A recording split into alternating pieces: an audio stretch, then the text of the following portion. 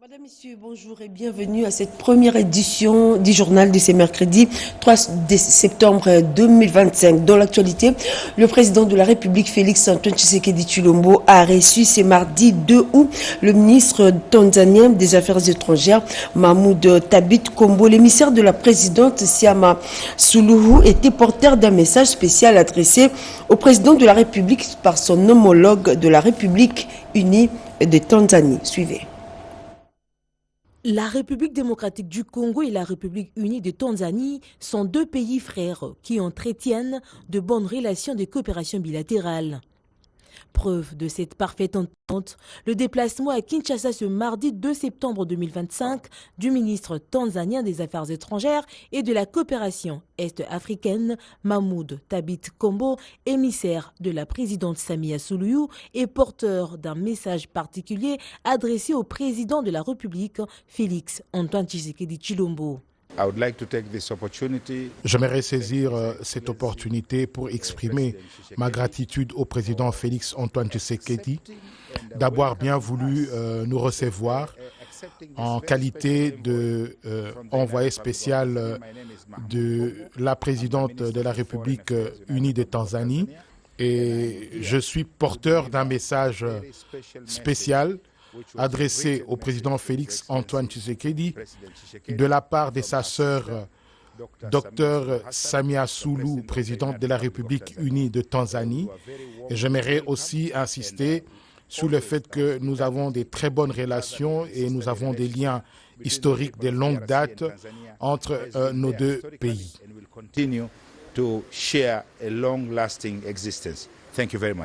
Pour cette audience d'une demi-heure, l'émissaire s'est fait accompagner par la conseillère du chef de l'État au collège diplomatique, Madame Catherine Wagner. Le ministre tanzanien des Affaires étrangères a été reçu ce mardi 2 septembre par le président de la République et non de août, comme nous l'avons dit tout à l'heure. Fini le suspense, Constant Mutamba a été condamné ce mardi 2 septembre à 3 ans de travaux forcés. L'ancien ministre de la Justice et garde des Sceaux écope également des 5 ans d'interdiction des votes et d'éligibilité. Ainsi en a décidé la Cour de cassation à l'issue du procès contre les détournements des deniers publics. Le verdict est tombé dans l'affaire qui opposait devant la Cour de cassation en premier et dernier ressort le ministère public au prévenu, ancien garde des Sceaux Constant Mutamba dans l'affaire détournement de 19 millions de dollars destinés à la construction de la nouvelle prison de Kisangani. Constant Mutamba Tungunga est reconnu coupable de l'infraction de détournement de deniers publics et écope de 3 ans de prison ferme, peine principale, et de 5 ans d'inéligibilité, peine supplémentaire. La Cour a également ordonné la main levée de la saisie de la somme détournée et logée au compte de la société Zion Construction et son retour au compte du ministère de la Justice. Et la Cour a enfin condamné le dit prévenu au paiement des frais de justice. La Cour de cassation dira établi l'infraction de détournement des deniers publics mise en charge du prévenu Constant Mutamba Tungunga et le condamnera à la peine de 3 ans de travaux forcés et aux peines complémentaires, ordonnera la main levée de la saisie, la restitution des 19 900 000 dollars américains et leur extourne dans le compte numéro 051-010 24 84 54 01-28 USD intitulé Ministère de la Justice V-C suivant ouvert dans les livres de la banque et le condamnera également aux frais d'instance. Un arrêt abondamment motivé, avec description des faits et peine applicable, la Cour s'est montrée beaucoup plus clémente au regard du réquisitoire du procureur. Les nouveaux ministres de la Justice, Guillaume Ngefa, enchaînent des rencontres avec les autres institutions pour une bonne orientation et la réussite de sa politique, d'où la réunion des prises de contact qu'il a eue avec, cette fois-ci, avec les membres du Conseil supérieur de la magistrature. Ils sont déterminés de collaborer ensemble. Suivez. Le lundi 1er septembre 2025, le ministre d'État, ministre de la Justice et garde des Sceaux, Guillaume Ngefa, a été reçu par le Conseil supérieur de la magistrature. Autour de la table des sujets majeurs pour l'avenir de la justice congolaise, la lutte contre la corruption, la situation des prisons et les cas des enfants en milieu carcéral, ainsi que la justice dans les zones sous occupation. Le président du Conseil supérieur de la magistrature, Dieudonné Kamouleta, a rappelé les attentes des magistrats et insisté sur la nécessité d'une justice indépendante et crédible. Nous l'avons invité afin de le recevoir officiellement et de concrétiser la concertation, cette passerelle qui existe toujours entre le pouvoir judiciaire et l'exécutif en passant par le ministère de la Justice. Le ministre d'État, quant à lui, a réaffirmé la volonté du gouvernement d'appuyer les magistrature et de garantir une justice plus proche du citoyen. Nous avons saisi cette opportunité pour réaffirmer notre volonté commune de continuer la concertation entre les judiciaires et l'exécutif à travers le ministre d'État, le ministre de la Justice, pour l'intérêt de notre pays. Vous savez que le ministre de la Justice a la responsabilité d'appliquer la politique gouvernementale en matière de l'administration de justice et les judiciaires a la compétence de dire le droit. Cette séance de travail a marqué une étape supplémentaire dans la collaboration entre le gouvernement et le Conseil supérieur de la magistrature pour faire de la justice un véritable pilier de paix et de développement. Suivez à présent cet atelier sur les mécanismes de fonctionnement et stabilisation institutionnelle au niveau des provinces. La stabilité dans les provinces passe par l'acte d'engagement qui sera signé au terme de cet atelier sur le mécanisme de fonctionnement et de stabilisation des institutions provinciales convoqué par le vice-premier ministre, ministre de l'Intérieur et Sécurité, Maître Jacquemin Chabani. Au cours de la 44e réunion ordinaire du Conseil des ministres, le président de la République, chef de l'État, a exprimé sa volonté de voir les provinces retrouver la stabilité politique indispensable pour exécuter les programmes de développement et contribuer à la cohésion sociale.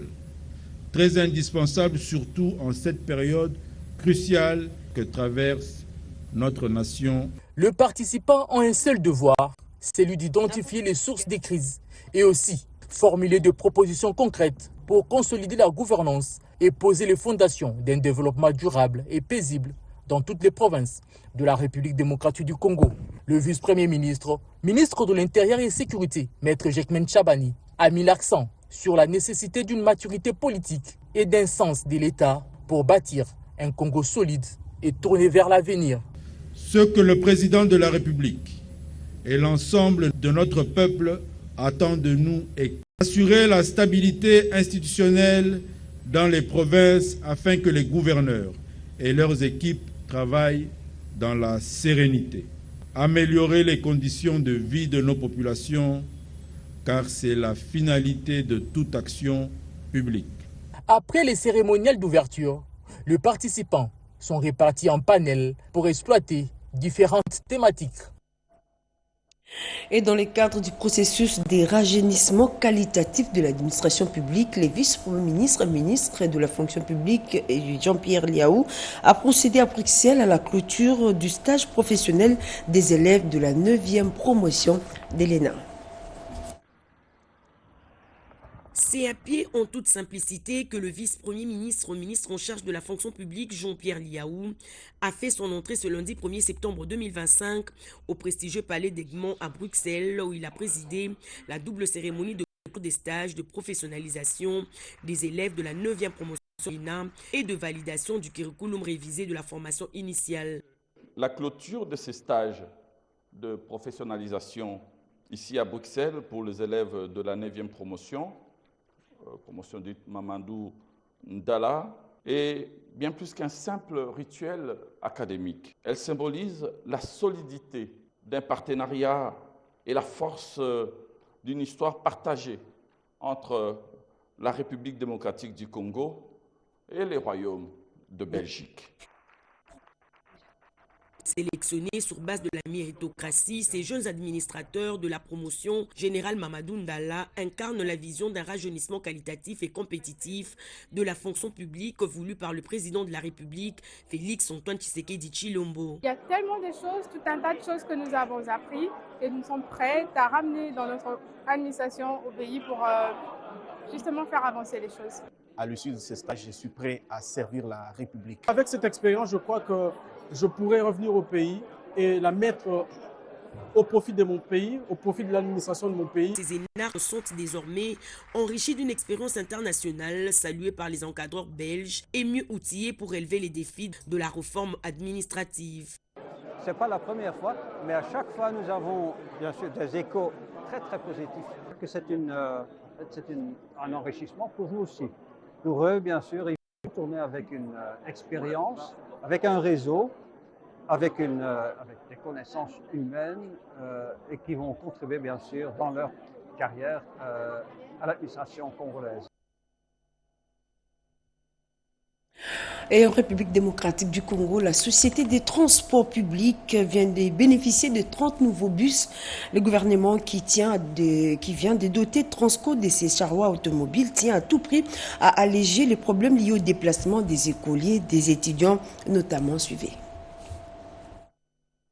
Une rentrée de classe effective en République démocratique du Congo et avec un sourire et enthousiasme, les élèves abonnés au service des transports scolaires TAC et LACI ont repris leur chemin de l'école ce 1er septembre 2025 sur toutes les lignes disponibles de la capitale. Les bus bleus ont sillonné la ville dès les premières heures de la matinée. Particularité de ces premiers jours de rentrée, certains parents ont accompagné leurs enfants à bord pour partager l'expérience et constater le professionnalisme des encadreurs et des chauffeurs. Une satisfaction qui rejoint la volonté de la direction générale des Trans Academia TAC et LACI, représentée ici par Georges Ongelo Dangawamumbu, directeur général. Offrir un service de qualité fiable et sécurité aux familles. Nous garantissons la quiétude des parents en sécurisant leurs enfants dans nos bus. Et déjà avec notre offre des SMS de notification ou encore SMS d'alerte, lorsqu'un parent souscrit à cette offre, il a droit à 2 SMS la journée. C'est-à-dire le matin, lorsque nous embarquons son enfant, nous scannons sa carte, les parents vont automatiquement recevoir l'SMS lui signifiant que l'enfant vient de prendre le bus. Et à midi, lorsque nous récupérons l'enfant de l'école, nous scannons encore à nouveau sa carte et les parents restera encore une fois de plus un autre SMS lui signifiant que l'enfant vient d'être récupéré de l'école. Lancé en décembre 2023, TAC et LACI s'est imposé comme un service de référence pour le transport scolaire. Chaque jour, il assure le déplacement des élèves de leur domicile vers leur école en toute sécurité. Une innovation qui marque également la différence. Les abonnements se règlent via une application numérique développée par le service informatique des Trans Academia, facilitant ainsi la gestion pour les parents. Au centre d'expertise, d'évaluation et de certification de substances minérales précieuses et semi-précieuses, des nouveaux recrues ont renforcé leur capacité pour mener à bien leur mission. Ils ont reçu chacun un brevet au terme de cette formation. Reportage. Ces jeunes agents du Centre d'expertise, d'évaluation et de certification de substances minérales ont renforcé leur capacité en matière de tri, de taillerie de diamants et de pierres de couleur. En appuyant cette formation aux Émirats arabes de Dubaï, le CEC entend concrétiser l'ambition du chef de l'État de transformer la richesse minière du pays en un véritable moteur de développement, comme l'a reconnu le directeur général du CEC, Freddy Mwamba Koniku. Les résultats sont remarquables. Nos agents ont démontré leur capacité à intégrer les standards internationaux, à manipuler les outils techniques avec précision et à produire des évaluations fiables et rigoureuses. Ils sont désormais prêts à contribuer activement à l'approvisionnement du diamant brut. Je salue leur engagement, leur discipline et leur professionnalisme. Ils incarnent l'excellence que nous visons lorsque nous investissons dans le capital humain avec conviction. Notre institution s'est engagée dans un processus de formation durable. La formation que nous clôturons aujourd'hui, en partenariat avec l'école HRD Dubaï, s'inscrit dans cette dynamique. L'ambassadeur de la RDC aux Émirats arabes salue l'initiative de cette formation. La formation entre le diamant brut que nous célébrons aujourd'hui répond à un besoin urgent de la RDC. celui de disposer de personnel hautement qualifié pour encadrer, garantir la traçabilité et assurer la conformité de nos diamants. Le CEC vient ainsi de démontrer que la transformation du secteur minier congolais est devenue une réalité. En séjour à Kisangani, le ministre des Infrastructures, Travaux publics et Reconstruction a palpé du doigt la qualité de l'état des routes. Suivez. Fidèle à son approche des terrains, le ministre des Infrastructures et Travaux publics, John Banzalunda, a lancé ce mardi une tournée d'inspection sur la route nationale numéro 4, axe stratégique reliant Kisangani au Grand Kivu, en passant par l'Ituri et les Haut-Touélé. Le premier arrêt s'est effectué au PK17 plus 67 où le ministre a suivi la construction d'un dallo cadre de 4 x 4 mètres accompagné d'un canal d'évacuation doublé pour résister aux crues. L'inspection s'est poursuivie au pont Kangenge démoli il y a un mois pour la reconstruction, puis au PK19 et sur le pont Bachebo où les travaux progressent difficilement en raison de la mise en place de la base vie. Choqué, révolté et indigné des lenteurs observées dans plusieurs chantiers et aussi des conditions de travail, le ministre des Infrastructures a interpellé les partenaires chinois. Nous sommes sur la route nationale numéro 4. Il y a des travaux qui sont en cours, mais il y a évidemment beaucoup de problèmes et beaucoup de difficultés. Il y a des difficultés techniques. Il y a aussi des difficultés de respect des engagements de la part de nos partenaires chinois. Nous allons rentrer et évaluer tout ça.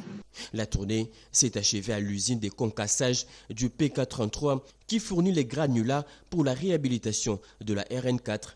John Banzalunda a annoncé la convocation d'une réunion extraordinaire à Kinshasa afin d'accélérer le projet. Cette descente illustre la volonté ferme du président de la République, Félix-Antoine Tshisekedi Tshilombo, de doter les pays d'infrastructures modernes et traduit l'engagement du gouvernement conduit par la première ministre Judith Suminwa à conjuguer le développement économique et respect du bien-être des travailleurs. Les dépendants des hommes en uniforme et certains Congolais ont bénéficié de l'intervention chirurgicale ophtalmologique gratuite de la cataracte. Une équipe de médecins espagnols qui séjournent à Kinshasa ont assuré avec succès cette prise en charge médicale, une initiative de l'association des épouses des militaires et policiers. Reportage Yvette Makoutima. Dans un élan de solidarité sanitaire, la capitale Kinshasa a été témoin d'une campagne médicale de grande envergure. Pendant 5 jours, 400 patients souffrant des cataractes ont retrouvé la vue grâce à des opérations gratuites réalisées par des médecins espagnols de la Fondation Baraké venus expressément pour cette mission humanitaire. Une action salutaire portée par l'Association des épouses des militaires et policiers AEMP sous la conduite de Georgette Faïla Ondekane avec l'appui du réseau Babel International dirigé en partenariat avec les centres hospitaliers Moncolé. Les bénéficiaires, majoritairement des dépendants d'hommes en uniforme, ont ainsi bénéficié de soins spécialisés dans un contexte où l'accès à la santé visuelle reste un défi pour bon nombre de Congolais. Je n'avais pas de moyens pour me débarrasser de cette cataracte. Et ce, à travers cette grande dame que j'ai été prise en charge. Maman, que Dieu vous bénisse. Notre mission, c'est opérer plus le maximum. Donc ici, il y a beaucoup de cataractes. Une initiative qui s'inscrit pleinement dans la droite ligne de la vision de la couverture santé universelle voulue par le chef d'État, Félix-Antoine Tshisekedi Tshilombo. Au-delà des chiffres, c'est un véritable message d'espoir et de fraternité qui a été envoyé à travers cette campagne, redonnant non seulement la vue, mais aussi les sourires à des centaines de familles. La représentante spéciale du secrétaire général de l'ONU et chef de la MONUSCO, Bintou Keïta, a reçu à Kinshasa les réseaux de jeunes parlementaires conduits par son président, l'honorable Ron Bimwala. Les échanges ont porté sur la situation sécuritaire dans l'Est de la RDC, aussi bien les rôles de la MONUSCO en République démocratique du Congo. Reportage. À Kinshasa, les réseaux de jeunes parlementaires conduit par son président l'honorable Ron Bimwala, a été reçu par Madame Bintou Keïta, représentante spéciale du secrétaire général de l'ONU et chef de la MONUSCO. Les échanges ont porté sur la situation sécuritaire dans l'est de la RDC, sur les processus de paix en cours et les rôles de la MONUSCO, mais aussi sur l'éducation en cette période de rentrée scolaire, ainsi que sur les réformes institutionnelles à mener au sein de l'Assemblée nationale. Dans un pays où la jeunesse représente plus de 60% de la population, sa participation aux discussions de paix et aux réformes nationales apparaît comme une évidence. Aujourd'hui, nous avons pas mal de processus de paix qui sont en cours, notamment le processus de Washington, le processus de Doha. Mais en tant que réseau des jeunes parlementaires, nous voulions nous assurer et dire à Madame Keïta que la jeunesse ne doit pas être oubliée de ces différents processus de paix, car aucune paix durable et pérenne ne saurait être installée sans les jeunes que nous représentons ici.